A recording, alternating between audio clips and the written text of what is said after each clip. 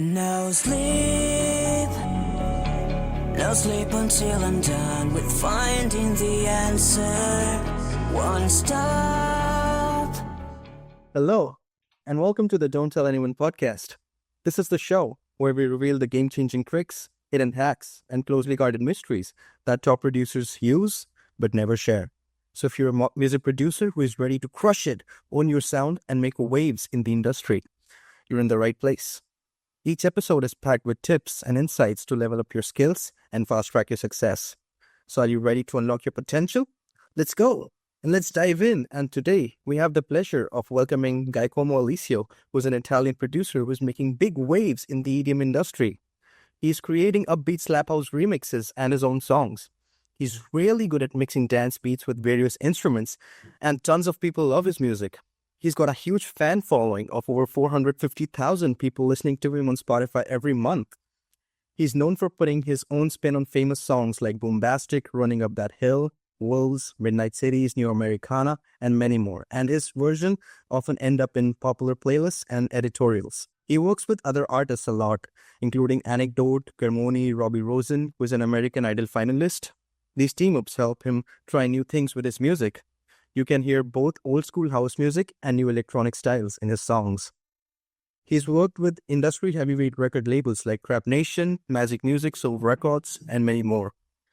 And his songs do absolutely crazy on streaming platforms. What makes him special is that he's not just a musician, he's also really skilled at the technical side of making music. He pays a lot of attention to making sure every part of his song sounds crystal clear from the bass to the vocals.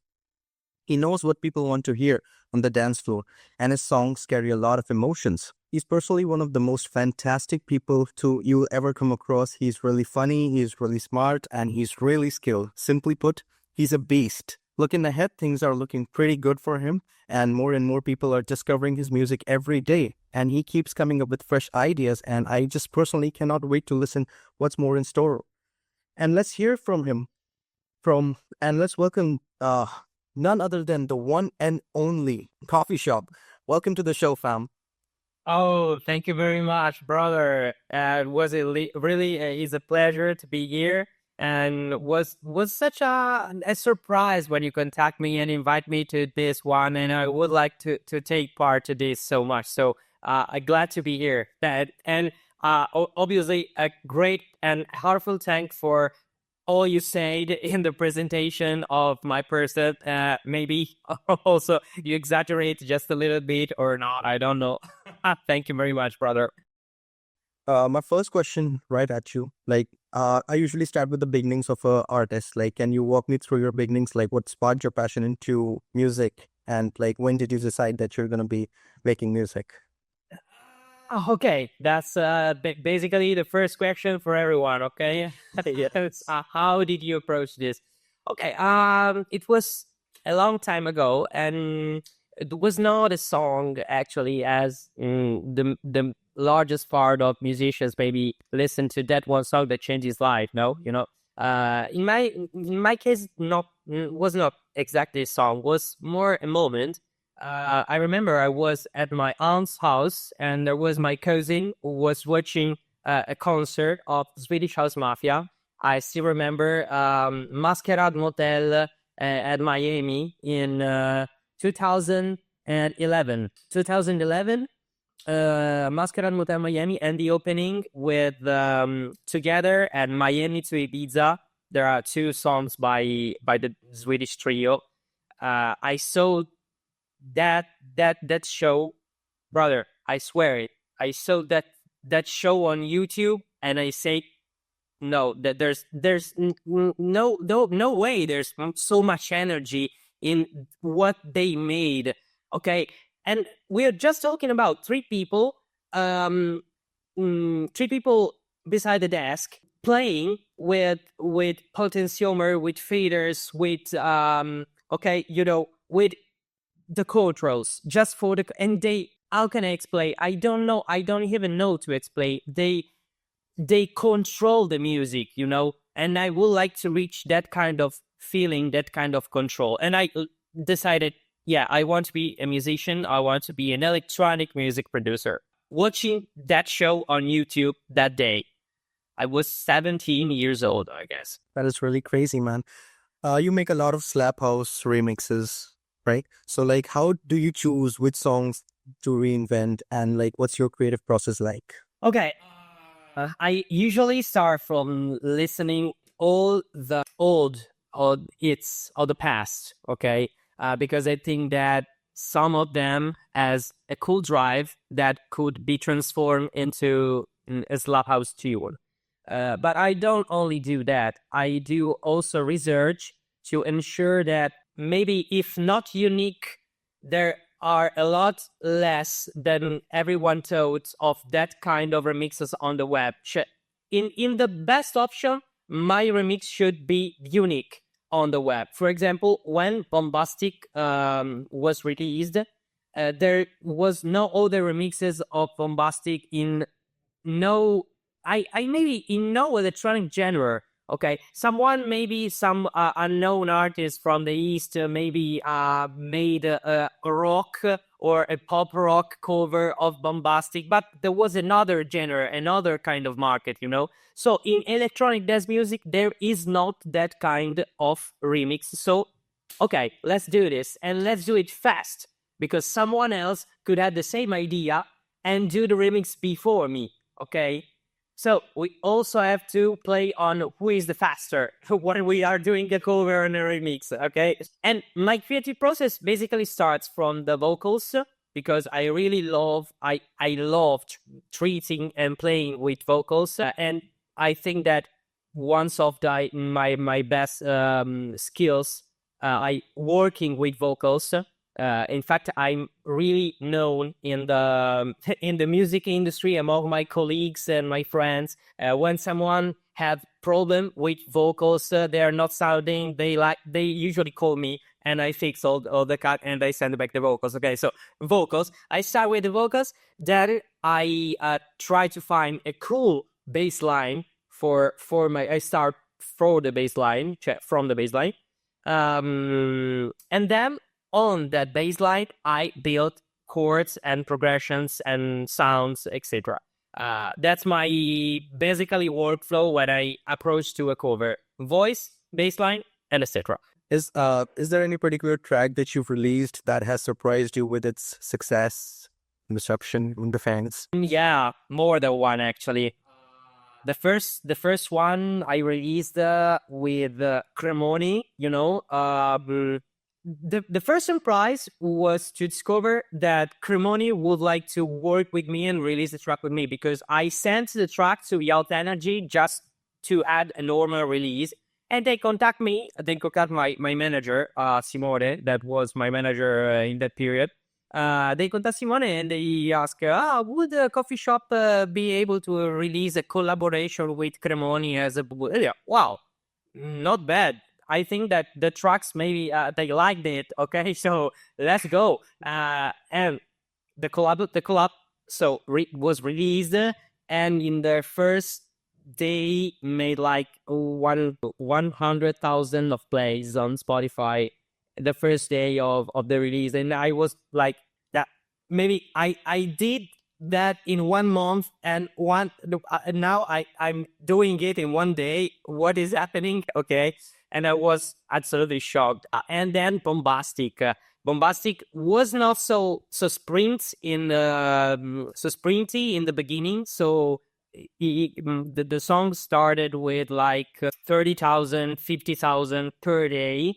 But the song is still on that numbers after 2 years or 1 year. Okay. So it a good result, because it's increasing the streaming, and really good. So those two ones are most surprising, I think. I love Bombastic. How did you like it? Yeah, I love it. I think it's better than the original. Yeah, you like the violins? Of course I do, man. Okay. My next question is, do you ever feel the pressure of sticking to a specific sound, or do you enjoy experimenting outside Slap House? I enjoy experimenting almost every genre of electronic music, and not only electronic music. For example, I worked a couple of years ago. I worked with pop punk musician, and I produced with him a full pop punk album with guitars, drums, like pop punk, like Machine Gun Kelly, okay, like Green Day, stuff like that. It's called Week, and the album is called What I Know Well. If you want to check it out on Spotify, it was like it's difficult work because of what was my first approach to the genre, but really instructive and really amazing to bring out that sound from a real instrument and not from a synth. It's quite emotional, yeah. But also I made ska, for example. I made reggae music. I made the reggaeton. I made techno, melodic techno. I made trap music. Trap music also for artists that call me to have just a beat to rap on it, okay? Just stuff like that. I made almost every kind of electronic music existing. Were you a rapper too? No, my God. I would like to, but I'm not able. I'm just... I sing a little bit, but just to maybe try to create some demo and send a demo to a real singer that is real, sing better than me, okay? Just to have an idea, okay? Just for that. Okay. My next question is, what's the most valuable lesson that you've learned as a sound engineer that influences your music production and the way you approach it? Okay, this is really a funny answer. I'm going to go. You don't expect this lesson. And the lesson is a golden lesson, okay? If you can do a sound or replicate a sound with your mouth, you did 50% of the sound design because you are already learning with your mouth how the sound works, how many transients, how here's the transient, because if I do, so the transients, the envelope is totally different. And like I made a percussion and I made a white noise. So if you know how to do this, 50% of the sound design is done. The rest is replicate what you did with your mouth on the synth, knowing the theory, of course. Maybe the first lesson, the most important lesson is learning the theory, but was pretty simple as an answer. That is really amazing, man. My next question is, are there any moments in your career where you felt like giving up, and how did you overcome them? In my career, yeah, there was a period, a long period, a couple of months when I don't want to be too specific because this kind of story involves other people in music industry, other known people, so I don't want to name nobody. But I had several and concrete issues, working issues with someone who I used to work with, and this made me through a thought period. I mean, working because all of my contacts, all of my stuff, or my customer, all of my clients was with them, and so I had to rebuild again all my contacts, all my. Fortunately, I found out there also in music industry that is a really tough place to work in. There are some good guys to work with and to trust in. And I think that is the most important thing when you can, especially in this industry, when you find someone you can trust in, don't give up on it. Yeah, choose to work with that person because in this industry, especially in this industry, it's too worth it. It's too worth it. So yeah, I thought to give up, but I'm still here. So basically, I didn't at the end. That's so true, man. That is so true. I'm glad I found you. You can always trust me, brother. Don't worry. Everyone who knows me can tell that I'm the most trustful person on the web.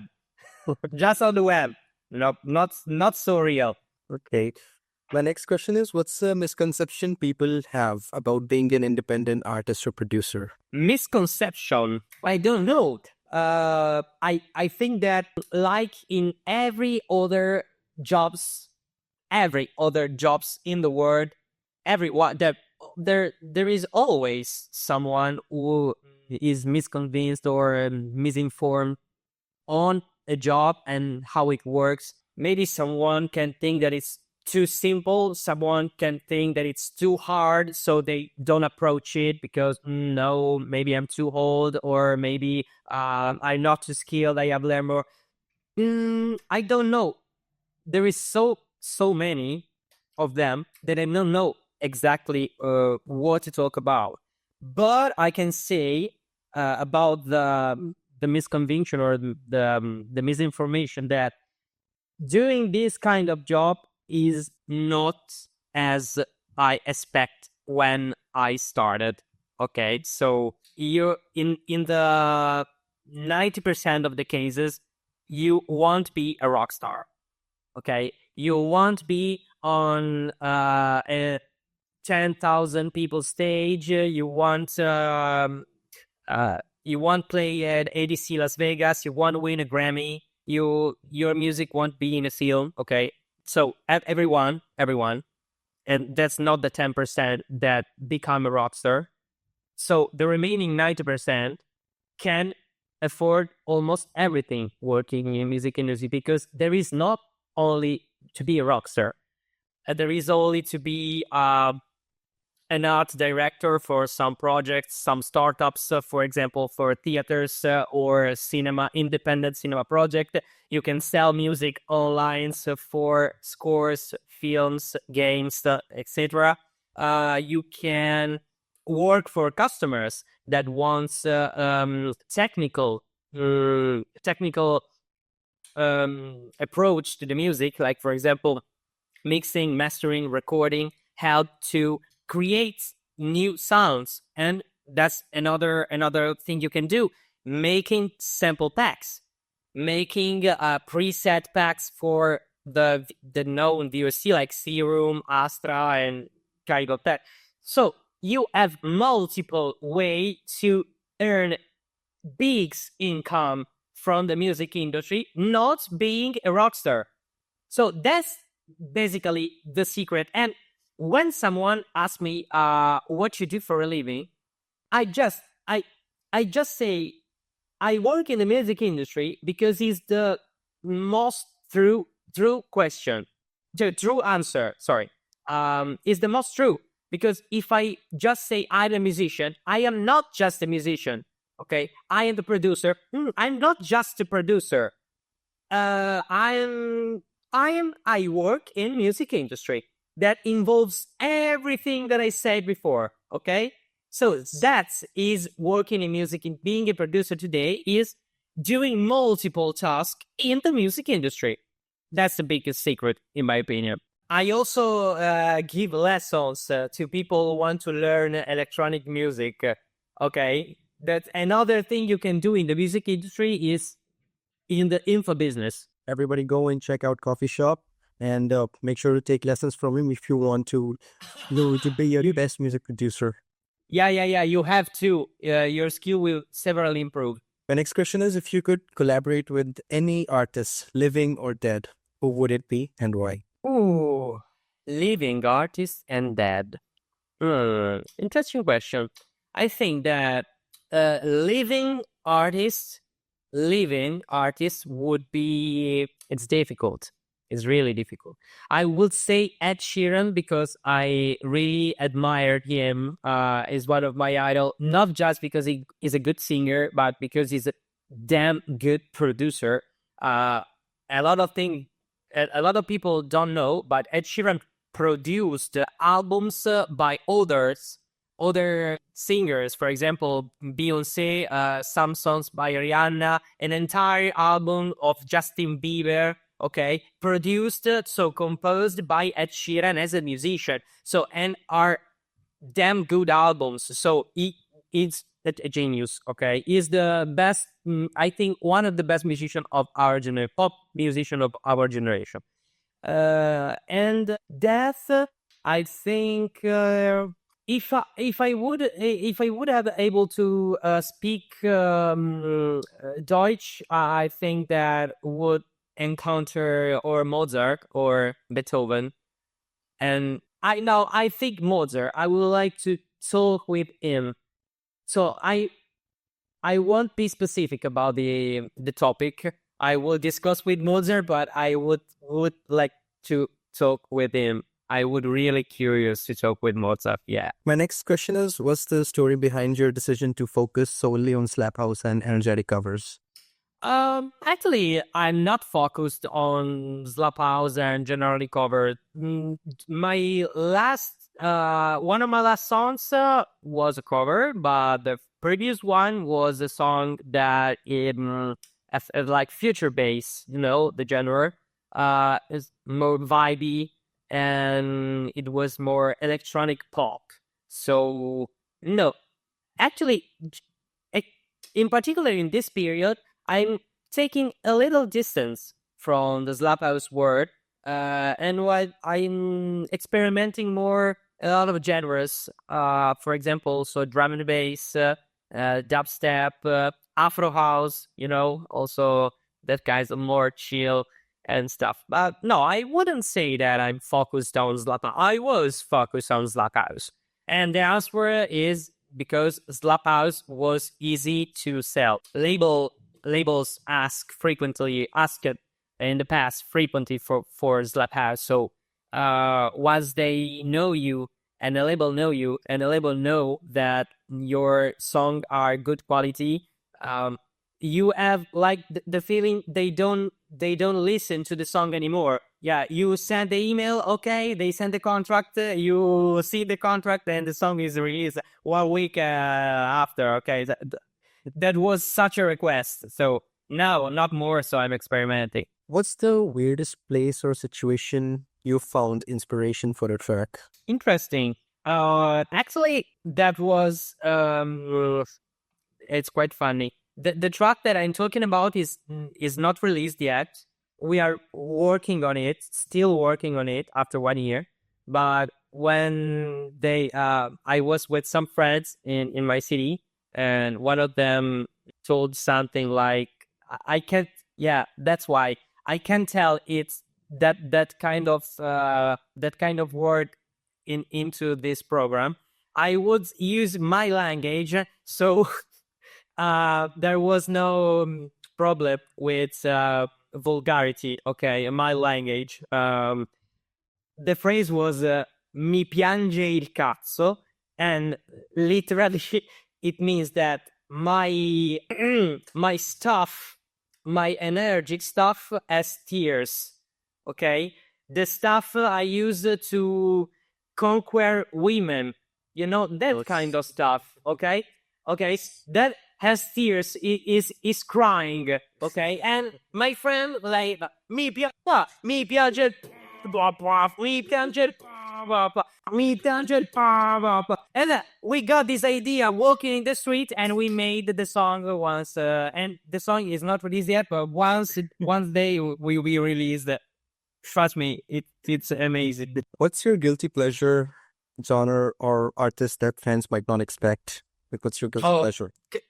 My guilty pleasure. Yes. As a producer or as a human being? As a producer, as a human being, both work.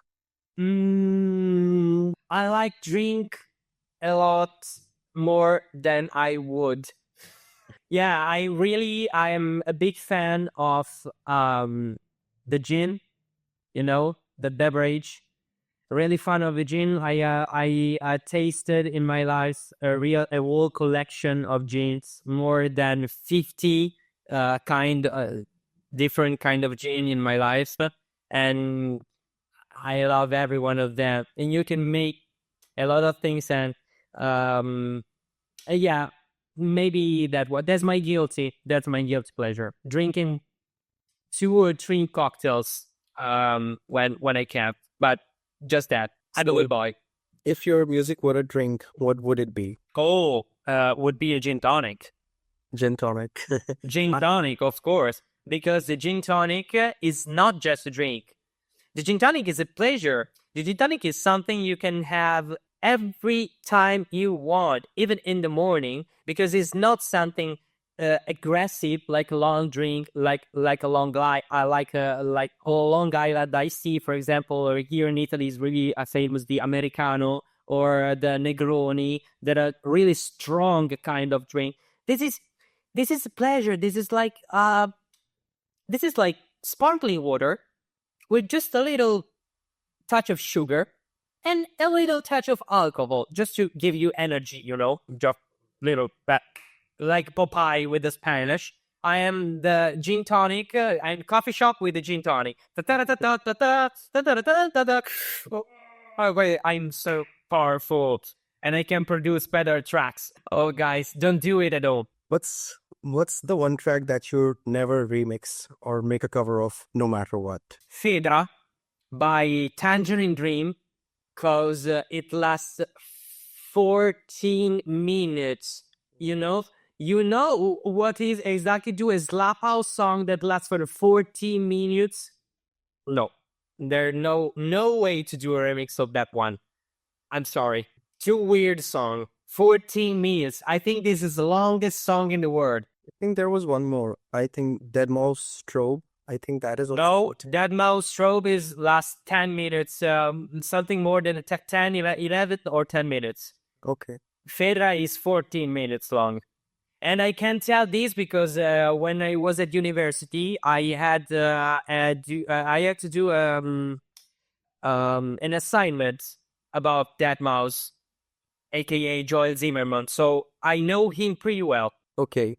My next question is, if someone made a movie about your life, what genre would it be and who would play you? Would like a comedy, of course. Was like romantic comedy. Yeah.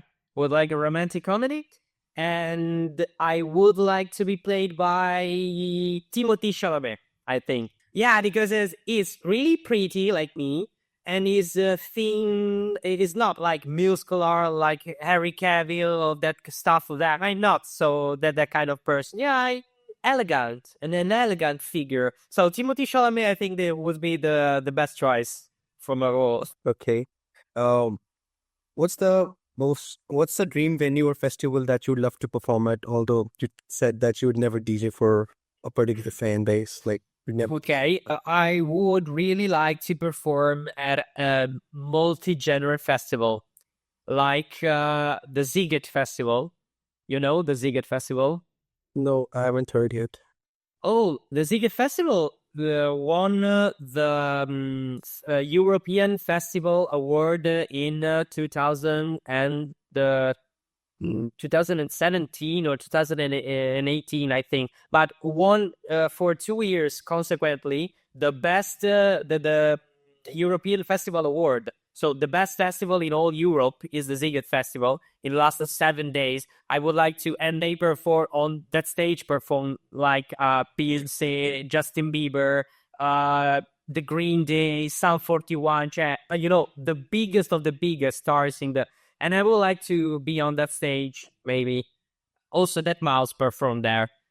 Oh, no, it's really nice. But okay, so I'm gonna be giving you 2 names, and you have to choose between one. Okay, come on. Okay. So who would you pick with just a second. Choose in what is the basis of my choice? Which I prefer the most? Yeah, of course, yes. Okay. Yeah, Hardwell or Zed? Zed. That is great. Lady Gaga or Taylor Swift? Taylor Swift. Okay. Marshmello or Alan Walker? It's difficult because Alan Walker introduced like in the personal genre. Yeah, it is Alan Walker style. And Marshmello instead revisited just a little bit some genres. So I would say Alan Walker, even if I'm a biggest fan of Marshmello, but I would say Alan Walker. AC/DC or Pink Floyd? Whoa. AC/DC. Yeah. Difficult, but AC/DC. Metallica or Linkin Park? Linkin Park. But it's my personal taste. Everyone will say, no, Metallica are the best. Maybe it was true, but I think that my personal taste, Linkin Park made my childhood, So that's Linkin Park. Chainsmokers or the Swedish House Mafia? The Swedish House Mafia, without even thinking. And they are the reason why I started making music at Masquerade Motel. So Swedish House Mafia all my life, brother. Yeah. All my life. Okay. Benson Boone or Livingston? Wow. Interesting. I love both of them, but I would say Livingston just for one reason, because Benson Boone, I like one song and only one song, but I am crazy for that song. Instead, Livingston, I like more than one song from Livingston, but for neither of them, I am totally crazy. So, I don't know. So, more but less, or less but more? I think they're pretty equal. I must to choose, or I can make it that equal. We can make equal as well. Okay, thank you very much, bro. I was like from the years. Okay, right. Okay. One Direction or Foo Fighters? Foo Fighters. Foo Fighters are sick, man. Skrillex or Elenium? You're teasing me. Skrillex. Skrillex. Scary Monsters. Yeah, also. Yeah, not only. So, sorry. Karol G or Shakira? Shakira, I don't know the other one. Yeah, okay. TrapNation or Monster Cat? I have to say TrapNation just because I released for that. So, TrapNation. Love you, guys.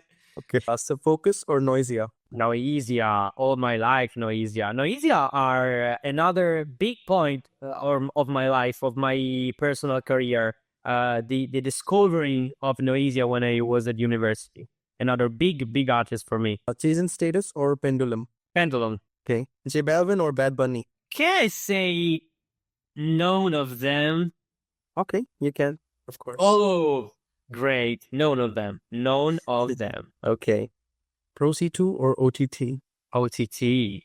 Okay. Shaggy or Sean Paul? Sean Paul. Russ or Post Malone? Post Malone. Okay. Mozart or Beethoven? Oh, that question. I have to also get a reason because to my answer. I will choose Mozart, and because there is a legend that tells that the score, the paper score which Mozart uses to write the melodies, to write the project, never had never was cancelled, never was corrected.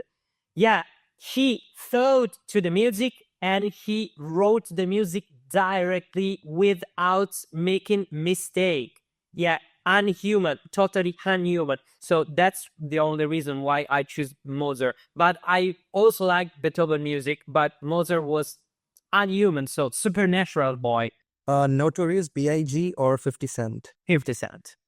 Bruno Mars or The Weeknd? The Weeknd. Metro Boomin or Tiny? I don't know none of them. Tiesto or Deadmau5? Oh, difficult, but Deadmau5. My next question is, are there any genres or styles of music you've always wanted to explore but you haven't yet? Any genres of music that let me think. I would like to, and you could say, okay, do it.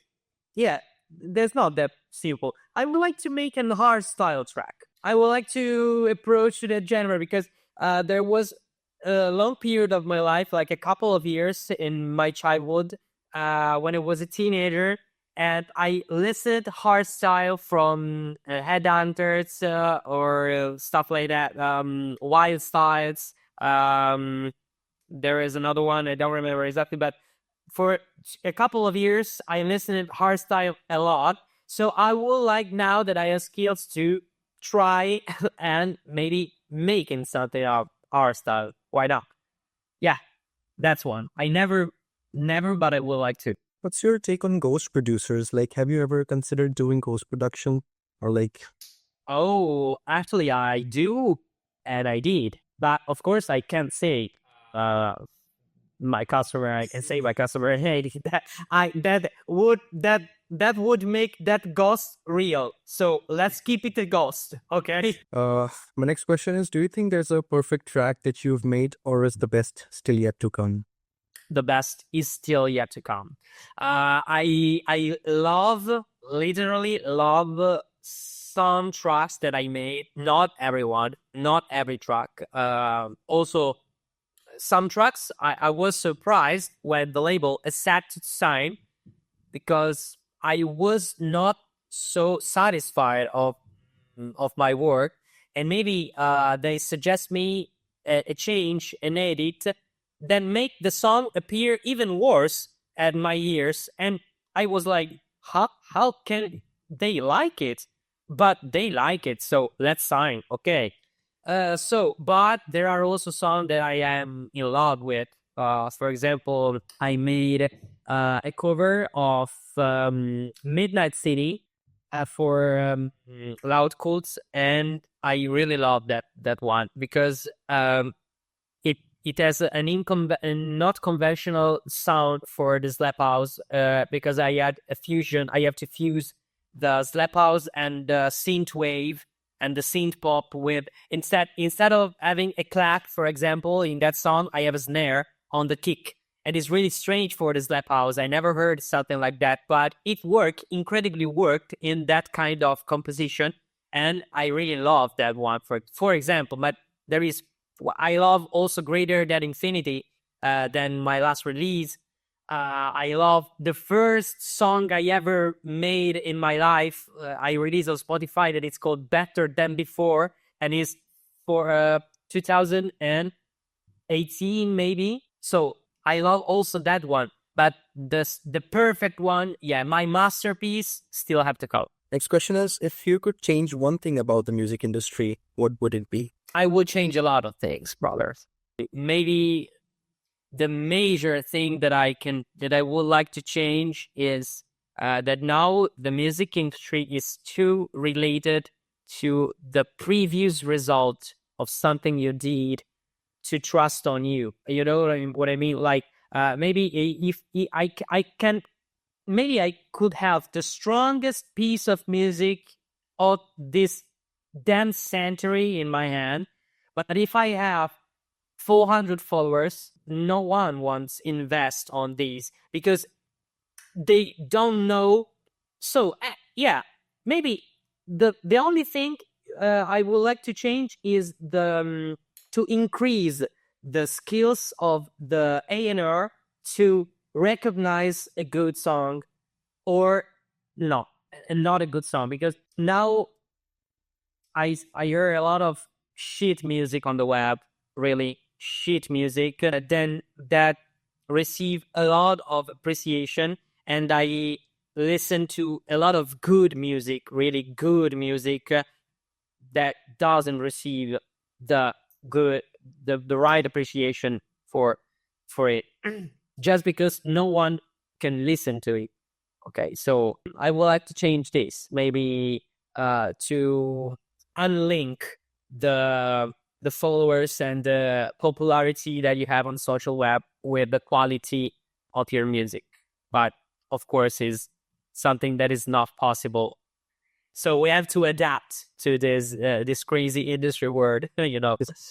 What's the wildest thing you do to promote your track if there were no limits? No limits, talking about low limits or talking about money limits? Money limits, no limits, like there are no limits to anything. There's everything to promote your track. I immediately contact my manager and tell him to give a call to all the most important celebrities in the Hollywood playground, like for example, Harry Cavill, Zendaya, Timothée Chalamet, why not, Tom Holland, Tom Hardy, Tom Hanks, all the Toms. And I will ask them to draw with the pen or a pencil, red pencil, my logo, Coffeeshop, on the chest, and run completely naked for the run while they are, of course, everything was filmed. Everyone for the New York streets with people that are looking at what the hell is happening, and the soundtrack is my song that is pumping with these, trust me, this will blow up the web. Everyone would talk only about this song, only about it. I would like that was 10 billions of streams per day if I do a thing like that. Just because it's not possible. But yeah, that was like incredible marketing campaign. That is indeed crazy, man. Like the craziest tune I've ever heard. I know. Okay. You said no limits, bro. You stayed no limits. I'm guilty. Don't complain. Yeah, of course. What are some of your current favorite tunes that you're currently listening to? Oh, we can answer easily by looking at my Spotify. Okay, the first one in my list is Love to Lose by Sandro Cavazza and Giorgia Cu. That is like a pop song. I have it because I would like to do a remix of that one. And the second is completely another genre, is like brutal EDM, and is My Name is Thunder by the Bloody Beetroots. Then there is Greater Than Infinity by Coffeeshop. Everyone know? And the fourth one is Last Man Standing by Livingstone. The one that you cited. Yeah, that is Far Out, Harder, Better, Faster, Stronger remix. One of my favorite future bass trap song of all time. Courtesy Call, 1000 Foot Notch. It was like hard punk rock. The complete soundtrack of Deadpool and Wolverine. Still the show by Love. You know, Love. Oh, I know. Of course, yes. Bonfire by Knife Party. What a success, brother. It's classic. You don't know this. The American Dream is Killing Me. It's by the Green Day. I think I've heard that like a lot of time before. Oh, no. Yeah, American Dream is killing me. What? I saw them live in my life. Was amazing, bro. Like 76,000 people. Incredible. Absolutely crazy, man. Oh, then Soldier, Poet King, like it's a fantasy music.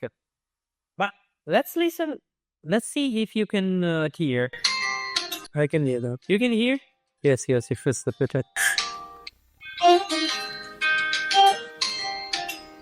I listen, I easily jump from this vibe to,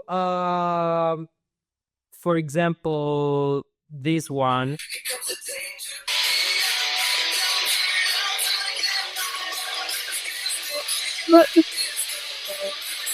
I'm really various as a kind of music that I listen. Last Man Standing, for example, I would like to make future bass or trap remix of that one.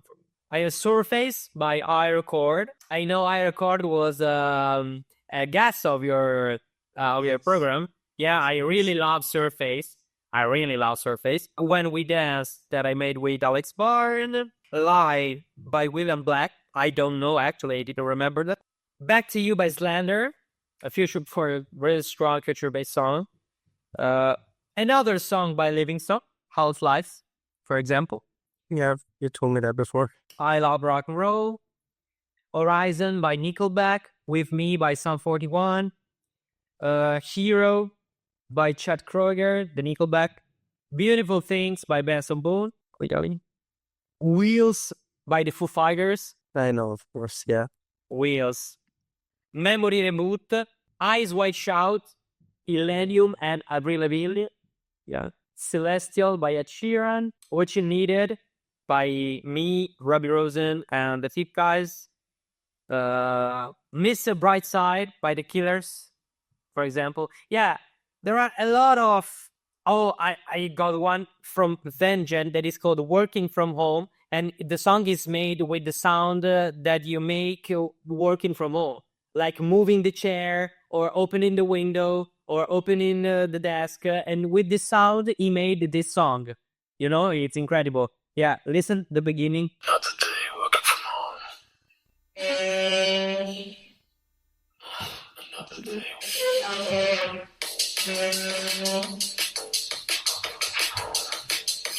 today. with the sound of the chair, moving a chair, that made the sound incredible. He's a mad one. Okay, So that's all.